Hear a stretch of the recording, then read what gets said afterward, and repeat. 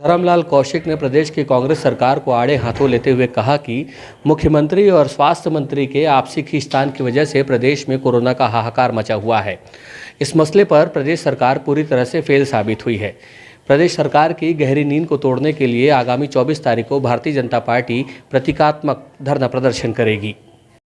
Corona नियंत्रण में कांग्रेस सरकार को पूरी तरह से असफल बताते हुए भारतीय जनता पार्टी ने आगामी 24 अप्रैल को सांकेतिक धरना प्रदर्शन करने का ऐलान किया है। 24 अप्रैल दोपहर 3 बजे से 5 बजे तक भारतीय जनता पार्टी के सभी बड़े नेता और कार्यकर्ता अपने अपने घरों के सामने कोविड प्रोटोकॉल का पालन करते हुए प्रतिकार करेंगे। इसका ऐलान सोमवार को बिलासपुर के स्थानीय भाजपा कार्यालय में नेता प्रतिपक्ष धर्मलाल कौशिक ने किया।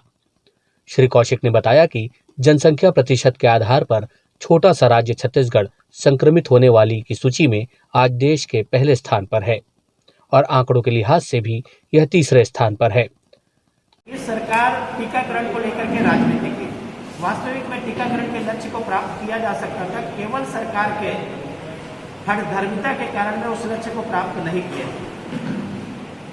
आरटीपीसीआर की सैंपलिंग बंद हो गई है और उसके कारण में जो एक प्रभावित है पूरा परिवार प्रभावित हो रहा है, मोहल्ला प्रभावित हो रहा है, उसके कारण में संख्या लगातार बढ़ते जा रही है। भारतीय जनता पार्टी ने 24 तारीख को अपने घर के सामने इन सारी अव्यवस्थाओं को लेकर के एक दिन का धरना कार्यक्रम रखा गया है और अपने घर में 3 से 5 बजे तक अपने घर के सामने धरना में बैठेंगे, उसका प्रतिकात्मक विरोध करने के लिए कि व्यवस्थाओं को सुधारा जा सके।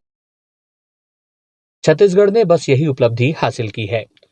उन्होंने सीधे सीधे आरोप लगाया कि स्वास्थ्य मंत्री और मुख्यमंत्री के व्यक्तिगत संबंधों में तनाव का खामियाजा आज प्रदेश की जनता भोग रही है।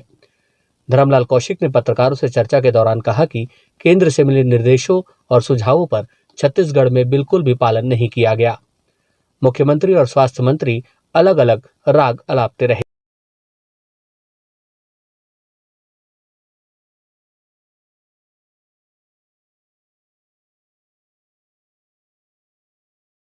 इस मामले में स्वास्थ्य मंत्री की भूमिका और बयानबाजी तो हैरान करने वाली रही। यही कारण है कि आज प्रदेश में कोरोना के मामले संभाले नहीं संभल रहे।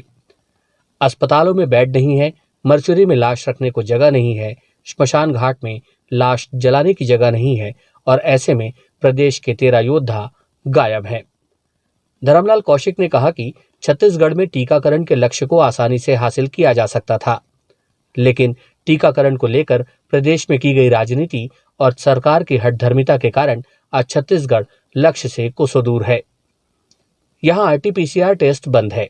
उन्होंने कहा कि टेस्ट बंद कर आंकड़ों को कम करने की कोशिश की जा रही है और यह कोई समाधान नहीं है।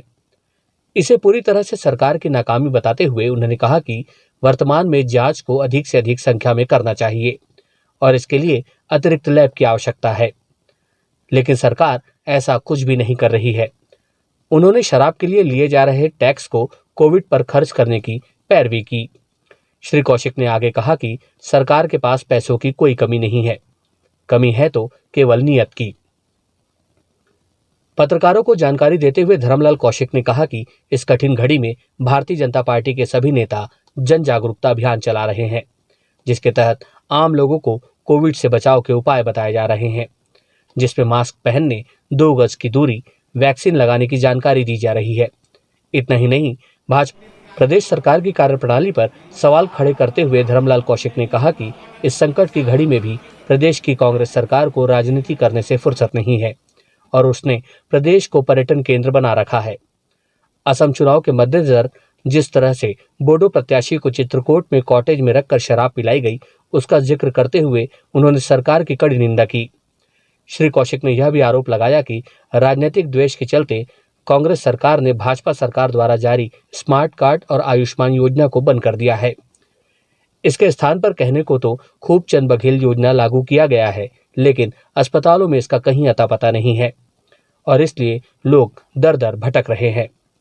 श्री कौशिक ने मांग करते हुए कहा कि जितने भी लोग कोरोना से प्रभावित हो रहे हैं, उन सभी का निःशुल्क इलाज सरकार को करना चाहिए। पत्रकार वार्ता के दौरान भारतीय जनता पार्टी के नेता प्रतिपक्ष ने प्रदेश की कांग्रेस सरकार को आड़े हाथों लेते हुए दो टूक कहा कि इस कठिन घड़ी में प्रदेश की सरकार बुरी तरह नाकाम है। कोरोना की पहली लहर के दौरान नीति निर्धारक प्रधानमंत्री नरेंद्र मोदी थे।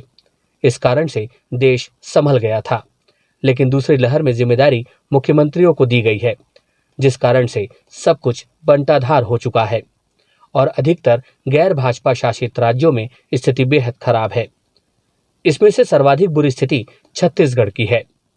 यही कारण है कि सरकार की आंख खोलने के लिए आगामी 24 अप्रैल को भारतीय जनता पार्टी प्रतीकात्मक विरोध प्रदर्शन करेगी।